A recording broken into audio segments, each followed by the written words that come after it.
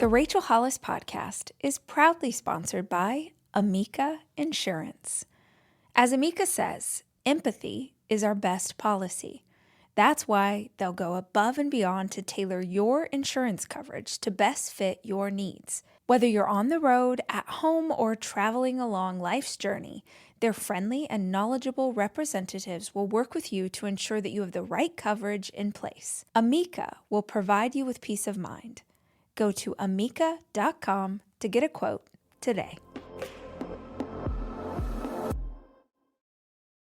This Friday, from Disney, the musical movie event of the year arrives in theaters. My name is Snow White. Flawless. Exquisite. Get tickets now. Snow White will have you on your feet I think that's a wonderful idea. and cheering for more. I was thinking the same thing. Experience the magical story. Magic mirror on the wall. Who's the fairest one of all? Snow White. Disney's Snow White, only in theaters Friday. Rated PG. Parental guidance suggested. Tickets on sale now. If your emotions are in control, you are not in control. And if someone else can make you super emotional, that means someone else is controlling you. So do not let your emotions speak. Go do something, move your body, jump up and down, scream into a pillow. Just get that out of your body. Move your body for 5 minutes so that you are moving things through, so that you are calling energy in. And in the same way, if you feel very overwhelmed by starting a movement routine, an exercise routine, and that is making you not do anything, stop saying, I need to go run a mile, and just say, I need to walk for 5 minutes. Just give yourself the littlest, tiniest goal so that you can have a win and see what happens.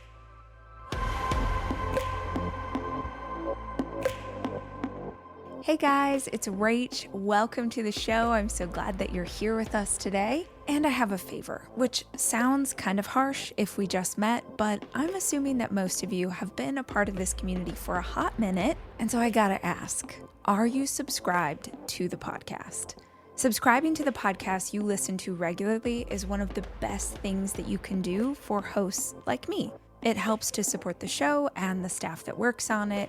It ensures that you never miss an episode when we drop a new one. And here's the cool thing about subscribing. If you do it and then you hate this show, just unsubscribe. It's one click away. In the meantime, if you're listening, we would so appreciate it if you would just tap that button and make it official.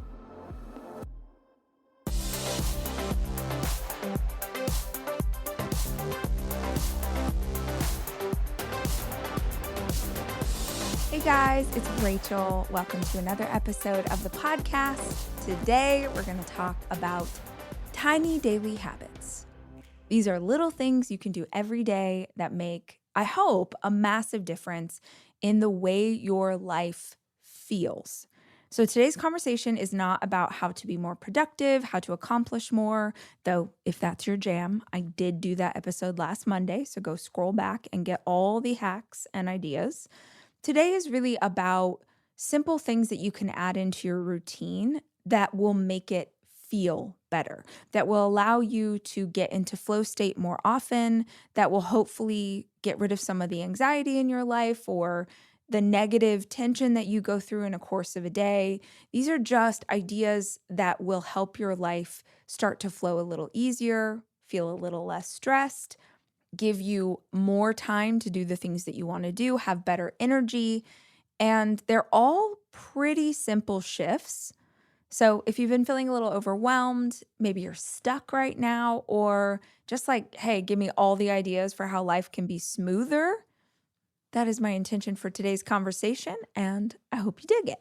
Okay, habit number 1, which I hesitated to put on this list, honestly, because I assume that everybody already knows not to do this, but you should never assume.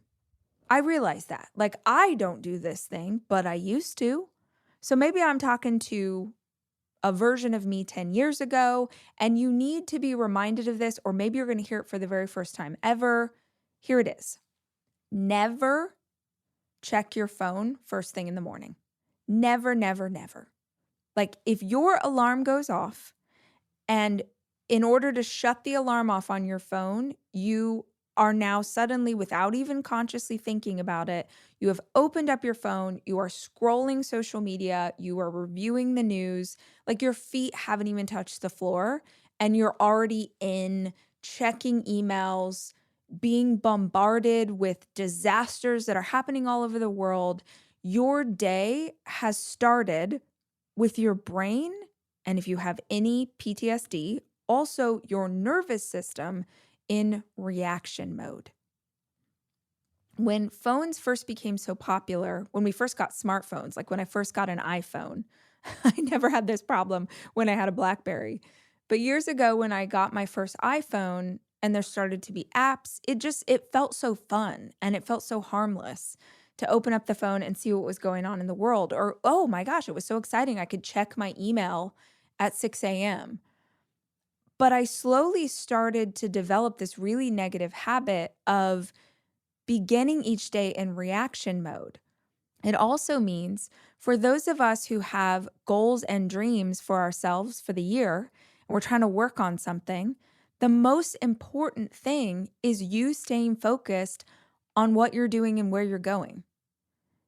And if you open up your phone and all of a sudden you're responding to 50 emails that need your attention, you're checking an item off someone else's list. You're on defense, not offense. So there are so many different reasons why you should not start the day checking your phone. But the biggest one is just honestly anything that you're going to consume in the morning on a screen is going to take you out of your ability to ground yourself for the day. And it really is such an important part of checking in with yourself. Hopefully you have a gratitude practice. Maybe you're going to read some great nonfiction book. Maybe you are going to pray or meditate or write in your journal. That's you time. Morning time is you time. So stay out of your phone, stay off a screen. Maybe you're like, Rach, I can only do it for 30 minutes. Great.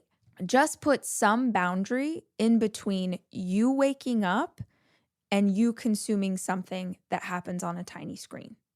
Habit number 2, the 2-minute rule. Okay, y'all know I have 4 kids, which means it doesn't matter how much we clean. It doesn't matter how much we work at it. In 3 minutes, it'll be messy again. Sometimes you can pinpoint the mess. My daughter Noah loves to play with dolls and Barbies, and she will have every toy you've ever seen in your life spread all around the house because she's in the middle of a fictional universe she's made up. They all have very specific things they're doing. Please do not touch them because she's in the midst of playing a game. That's easy because I know that those are Noah's things. And I can, at the end of her playtime, be like, all right, babe, you got to get that back up in your room. But sometimes I look around my house and I'm like, I don't even know who got out dry macaroni noodles. I literally just went in the house to use the bathroom. There's dried blood all over the bathroom floor. And at first I was like, what? And then I remembered that Ford had a bloody nose last night. So my 12-year-old had a bloody nose and apparently bled out all over the bathroom and did not clean it up. You just find all of these things. And sometimes I'm really into like putting my AirPods in and just having a good clean in the house. I'm lame or I find it soothing or I don't know, but I do enjoy that process. And other times I look around at the mess and the chaos and I'm just like, I feel so overwhelmed or I feel so daunted. Try the 2-minute rule. Just tidy up for 2 minutes and do it right now. Put away 1 dirty dish into the dishwasher. Break down 1 Amazon box and put it into the trash. Hang up 1 item of clothing. I do this all the time in my closet because I'm really bad about putting together outfits. And then I have this like crazy pile of discarded things thrown over my dresser. And sometimes I'll walk in, I'm just like, oh my, I'll get to it later. And this is the easiest hack. I'm like, hang up 1 thing. Just hang up 1 thing.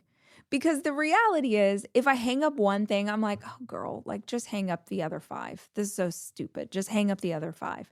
The 2-minute rule is an awesome sneak attack to get yourself to do more than you were planning on doing. But at the very least, even if you only do it for 2 minutes, just keep coming back to this idea. Okay, I'll do 2 more minutes. Okay, well, I'm waiting for my lunch to microwave. I'm going to do 2 more minutes now. It's a way to approach tasks that you've got to do in small bite-sized pieces instead of massive undertakings, which based on how you think about the day or how easily you get overwhelmed, this could be a really good hack. Habit number 3, the 5-minute reset. I did an entire episode on the Sunday reset, which is a very elaborate, here's how I prep for my week. It's also a blog post on the website, which is Ms. Rachel Hollis, if you don't know that. But if you are not into the whole prep your entire week on a Sunday, what about the 5-minute reset, which is kind of the reset version of the 2-minute rule? If you can tell, I'm trying to give you guys little tiny baby moves so it doesn't feel like too much. At the end of a workday or at the evening before you go to bed, set a timer on your phone where you commit to resetting. At the end of a workday, that looks like closing your laptop, feeling your feet planted firmly on the ground, taking a deep breath. Maybe you write down the results list that you want to get done tomorrow. Just taking a minute to reset. Now, why does this matter? 1, it has been proven time and again how important transitions are for our brain. Meaning, you need to close the loop in your head that this part of your day is done, and now you are going to transition to the next part of your day. This is especially important if you have other people in your life that you're going to encounter in the next part of your day that you weren't with in the last part of your day. So if you are a working parent and you've been at the office all day dealing with, whatever you do at the office, and now you're going to go home to a toddler, those are 2 completely different mindsets to be in. But let's be real, how often are we unintentionally bringing the lawyer from work home to the toddler who just wants to play? I think that's how, number 1, we end up just depleting all of our energy. And number 2, we show up for the people we love most in a way we wish we hadn't. And then we feel like garbage because we're like, I'm the worst mom ever. I'm the worst dad ever. I'm the worst wife ever. Because we really just didn't set ourselves up for success. It is truly 5 minutes. Do some kind of ritual thing that closes the loop in your mind. This part of the day is done. You are now setting a clear boundary between the thing you are doing and the thing you are going to do next. I think you guys know this, but in case you don't, my happy place is on the beach. Actually, that's not enough. My happy place is on the beach with an iced coffee in my hand. What a vibe. There are a lot of beaches out there, but there's only one people call the beach. Myrtle Beach, South Carolina, is made up of 14 coastal communities and 60 miles of sunny beaches. Together, they create a place that makes you feel like you belong. Shine and dine in a foodie haven with oceanfront patios, fresh seafood, low country classics, and southern favorites. Plus, my favorite, you can listen to live music any day of the year, outside at laid-back beach bars, at world-renowned theaters, or right on the boardwalk. You belong at Myrtle Beach, South Carolina. Plan your trip to the beach at visitmyrtlebeach.com. This Friday, from Disney, the musical movie event of the year arrives in theaters. My name is Snow White. Flawless. Exquisite. Get tickets now. Snow White will have you on your feet I think that's a wonderful idea. and cheering for more. I was thinking the same thing. Experience the magical story. Magic mirror on the wall. Who's the fairest one of all? Snow White. Disney's Snow White. Only in theaters Friday. Rated PG. Parental guidance suggested. Tickets on sale now. Habit number 4, And I'm not going to lie, I do this half the time. I don't nail this every day, but I do feel better when I do. And that is to drink a glass of water before I have my coffee. If you are new to this podcast, you may not know that I am in a throuple with my husband and coffee. I love coffee. I absolutely love coffee. And I walked in this morning, in fact, I had gotten up, I had brewed the coffee, I had timed it exactly, walked around the house with a Palo. I got a whole routine I do in the morning. And I came back in and started getting mugs out of the shelf. And my darling boy, who is up making lunches for the kids, says, "Oh, baby, I'll bring you coffee when it's done brewing." He's like, "Go sit down on the couch. I'll bring you coffee when it's done brewing." And I looked at the coffee pot, and it was like the exact last drop was falling into the pot, completely full, ready to go.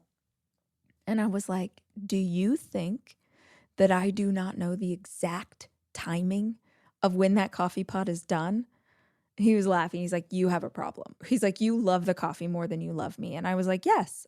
And you understood that you were getting in a relationship with both of us.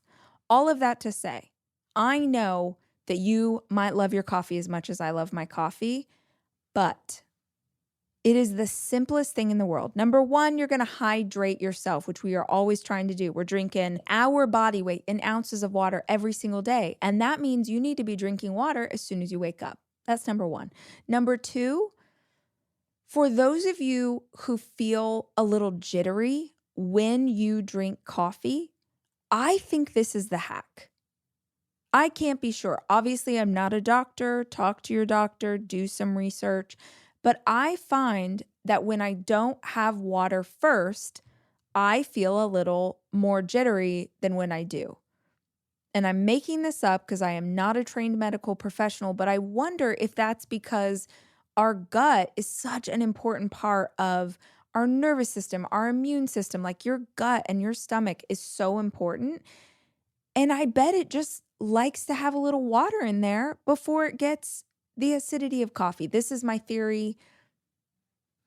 Either way, your body wants to be hydrated. So if you go into caffeine first thing in the morning, it's, I don't know, like you're hitting the gas pedal and there's no gas in the engine. Maybe you even put a glass of water next to the coffee pot. Maybe you put a bottle of water next to where you brush your teeth. As soon as you're done brushing your teeth, you chug. Maybe you put it on your nightstand instead of your phone. And now we're killing two birds with one stone. But just try this. Just try chugging water before you get your coffee. Habit number 5, do one thing. If you're feeling overwhelmed, if you're looking at your results list, if you're thinking of all the stuff that you need to accomplish in a week, and it just starts to trip you out, do not stay in that state of confusion and chaos. Do one thing. Take action. So what happens, I think, is that we get really excited about a goal or a dream. We start planning it, and then we look at all of the things that are going to be required to execute against this vision. And we're like, I don't even know where to start. I don't know where to start. I don't know what to do. I don't know what to do. I heard the best quote the other day. It was from Jocko Willink, who was a Navy SEAL, if you don't know that about him. So he's a Navy SEAL, and he says, if you're a Navy SEAL, and I'm assuming this is like any fancy military person, I don't know. He says, if you're lost, staying where you are will not get you any more information. He says, if you want more information, you have to move in any direction. It doesn't matter where you go. It just matters that you keep moving, because when you keep moving, you will give yourself more information. And with more information, you can figure out where you should be heading. This is true for the goal, the dream, the day that you are trying to have. If you get totally overwhelmed by all the possibility, you're like, I don't know where to start first, so I'll just sit here in indecision and do nothing. Do one thing. Do one thing. Not 10 things, not everything, just one thing that you can tackle first. And once you do that, pick one more. It's like tricking your brain into momentum, just like hanging up one shirt and then all of a sudden you hung up 5. Just like, oh, I want to read this book, but it stays on my nightstand forever and I never take action to read more of this book. Read one page. Literally read one page. You're never just going to read one page. You'll get 2 or 5 or 10. You'll read more than you intended to. So challenge yourself to do just one thing. All right, the next habit that you can try, set a bedtime alarm. Now, iPhone actually has this as one of their things now. That didn't even make sense. One of their things, you know what I mean? Like they did the update and it was like, do you want to set a bedtime alarm? Because so much science points to the fact that going to bed at the same time every night and waking up at the same time every morning is one of the best things that you can do for your circadian rhythm, which will help with brain fog, your ability to focus, all of it. But even if you're not that hardcore, if you find yourself staying up later than you intend to, set a bedtime alarm. And if you're like my kids, you might need a warning alarm for your bedtime alarm. Depends on the kid, because my 12-year-old son wants a warning. He wants like, hey buddy, just FYI, 30 minutes until bedtime. My daughter, who will turn 8 tomorrow, which is so exciting, she does not like a warning. She doesn't want me to tell her that there are 30 minutes left. It like bums her out. She would much rather just me say, okay, babe, like time to brush your teeth. She'd much rather that. But if you are like Ford and you need a warning, you might set an alarm giving yourself a 30-minute notice before it's time to actually go to bed. That is your wind down time. Maybe that's when you're brushing your teeth. If you're like me, that's when you're putting on your LED red light mask, laying in bed like some kind of weirdo. Maybe you're doing an elaborate skincare routine. Maybe you're reading a book, like just doing things that don't involve a screen where your body is able to start slowly unwinding the day so that by the time you shut out the light and you're in bed, you're decreasing the amount of time you're laying there waiting for your mind to shut off so you can fall asleep. I think most people in the world, could benefit from more and better quality sleep. But even just 30 minutes can make a huge difference when you're not getting great sleep right now. So maybe you consider that one. Okay, habit number 7. We're going to move our bodies. We're going to move our bodies, and I am going to give you another simple one and say move your body for 5 minutes. But you know in my heart of hearts, I want you to move your body for 30 minutes every single day. You know that, okay? So I don't want you to use this as rational. Oh, well, Rach always says 30 minutes, but in this episode, she said you only needed to do 5. 5 minutes of moving your body is one of the greatest tricks you've got to wake yourself up. If you're like, oh, dang, I need another coffee. No, you don't. Dance around to your favorite song for 5 minutes. I guarantee more energy is rushing through your body. Move your body for 5 minutes if you're feeling really emotional about something and you need to move those emotions through your body. Let's say you just got pissed because you feel like someone at work just disrespected you and you want to clap back at them and you want to tell them this, this, and that. If your emotions are in control, you are not in control. And if someone else can make you super emotional, that means someone else is controlling you. So do not let your emotions speak. Go do something, move your body, jump up and down, scream into a pillow. Just get that out of your body. Move your body for 5 minutes so that you are moving things through, so that you are calling energy in.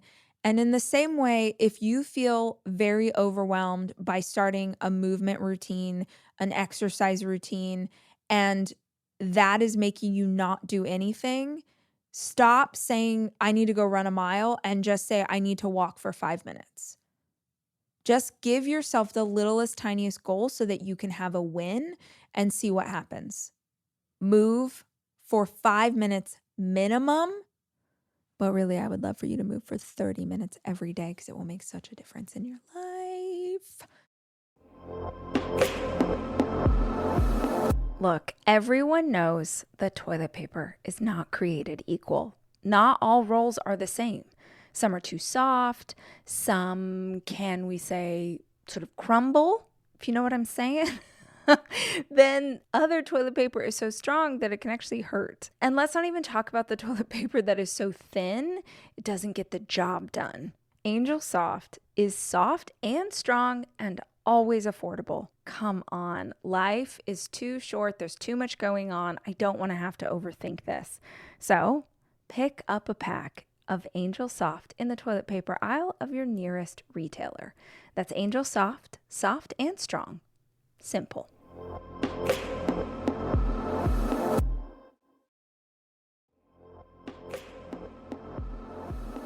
It's 2025, guys. And if you are busy, you're working, you're trying to make great choices for your life, your health, your family, you've got to start using Thrive Market. Thrive Market's products are 100% non-GMO and free from over 1,000 harmful ingredients. So when you're shopping on Thrive, you know that anything you find is going to be good for you and your family. Plus, you can scan a product you're used to buying, something that's in your pantry right now, and the Healthy Swap scanner will instantly recommend cleaner, healthier alternatives. The best part about Thrive, I think, is that you put things on a subscription. So when the pantry starts getting low, all of a sudden in the mail is everything you need to restock for school lunches and after school snacks. It is the best. Ready for a junk-free start to 2025? Head to thrivemarket.com/Rach and you get 30% off your first order plus a free $60 gift. That's THRIVE market.com/Rach.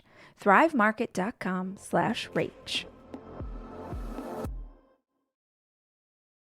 Habit number 8, end the day with what went right. This could also be sort of in line with your gratitude list that hopefully you're doing every morning, but end the day with what worked. It is so easy to lay in bed and think about all the things that are going wrong. That is what our mind has gotten into the habit of unless we have strategically and very clearly trained our brains to focus on something else. So what if you flipped it? Tonight, before you go to bed, I want you to ask yourself, what went right today? Maybe it's the littlest thing. Your kid told you a funny joke. That morning coffee was delicious. The sun was shining. Like, I'm in LA right now and it is, I think I could probably go lay out in the backyard. It's so warm, which is such a treat because it's February. How amazing. It's those little tiny things that you take the time to appreciate that make you notice all the parts of your life that feel really good. So what's good? End the day with what went right. Habit number 9. I'm going to be your mom for a minute. Keep a snack in your bag. Keep a snack in your bag. If you got a car, keep a snack in your glove compartment. If you got a backpack, keep it in your backpack. Just find a non-perishable snack that you can always have at the ready. You never know when you're going to need a bag of almonds. You never know when you're going to need a granola bar. But when you need it, if you have it, oh my gosh, what a game changer. My son is 16 and he has played baseball his entire life. His baseball team has practice or a game minimum 6 days a week. So some days he leaves for school at 7:30 and gets home at 8 p.m. And if there are not snacks in between, like when he's coming home from practice or maybe when he's coming home from a game, he will walk in the door and he is so hangry. And for good reason. He's literally starving. So I keep reminding him when he's going to have a late day, I'm like, buddy, grab some snacks. Grab some venison jerky, grab some almonds, grab an apple you can throw in your car. If you don't eat them, no big deal. They're there for tomorrow. But having something like that, I always feel like is like a past version of you took care of the present version of you, which is such a beautiful form of self-care. Preparation is a beautiful form of self-care. So grab a snack. Number 10, and this is my favorite habit in the list, the future you test. Before you make a decision, and I mean any decision if you want to get super hardcore, ask yourself, will future me be glad I did this?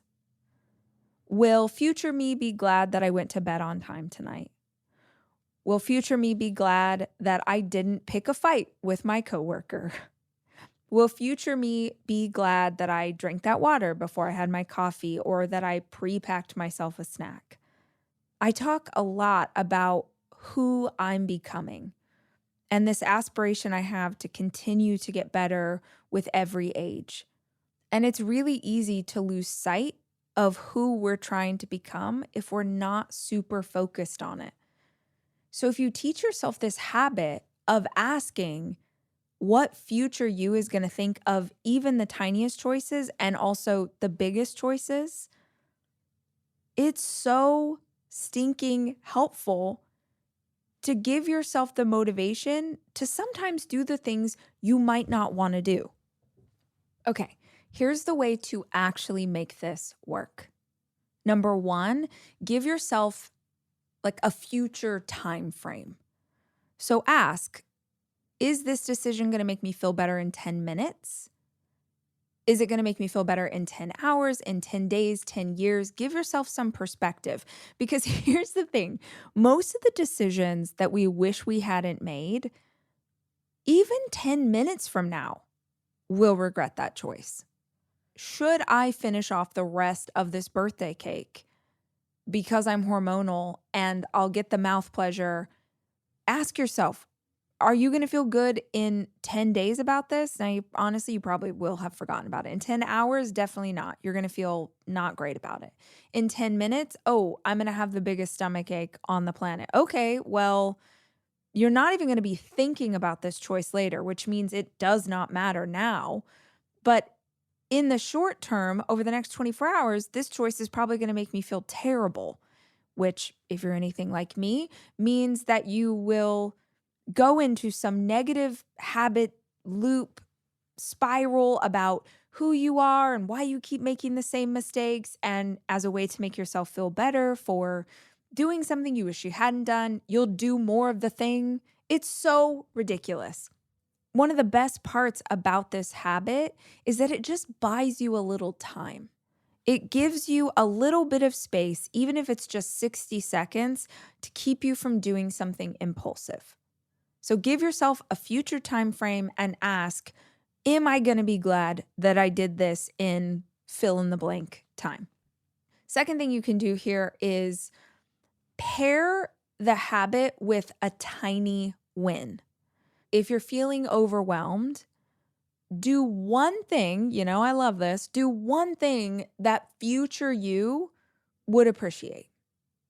So if cleaning the whole house feels like too much, clean just one counter and acknowledge when you're doing it, why you're doing it, and who you're doing it for.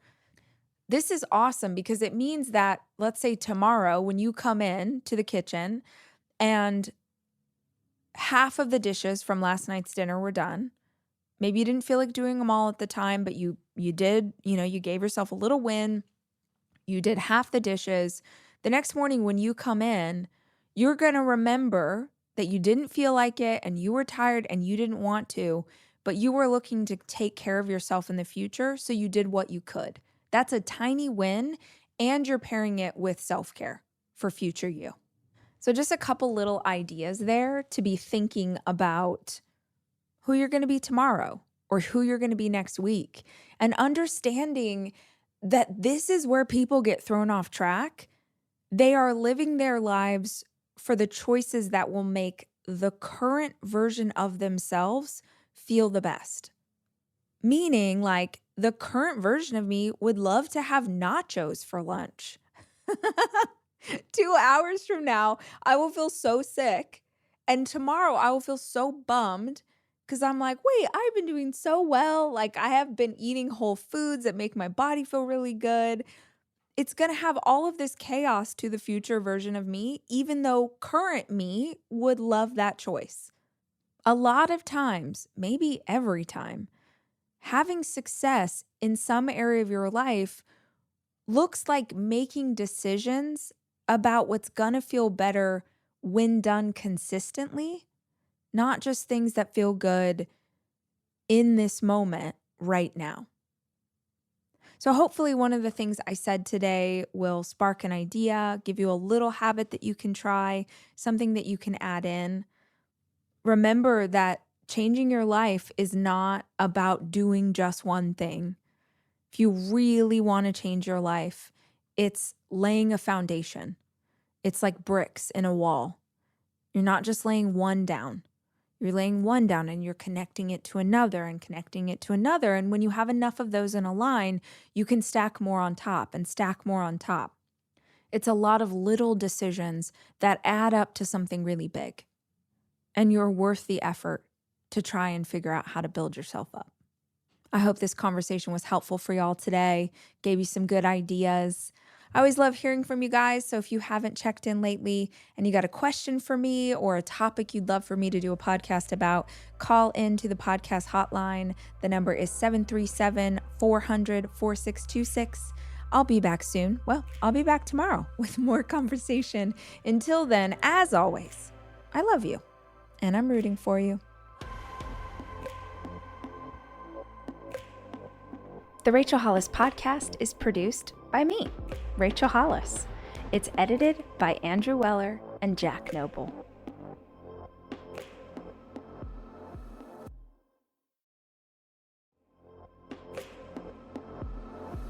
There's a revolutionary bra brand so confident it will change your life, they let you wear it risk-free for 60 days. Evelyn and Bobby is changing the game with their patented wireless replacement designed to support, smooth, and flatter an inclusive range of bodies up to a K-cup. Wear it, wash it, put it to the test. If it's not the most comfortable, supportive, and flattering bra you've ever worn, you'll get your money back. No questions asked. Go to evelynbobby.com/Rachel for $20 off your first bra.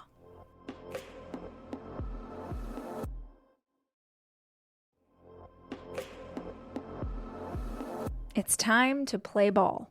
My son has been working with his baseball team since the fall, and we are officially in baseball season. So if you're a mama like me and you got to stock up on all the sporting gear, now is the time. Academy Sports and Outdoors has the gear that you need, and you can bring it home for less. Gear up for baseball, softball, and t-ball with essentials from Easton, Rawlings, and Wilson at Academy. Academy offers free 1-hour in-store or curbside pickup if you're like me and you forgot to get the equipment in time.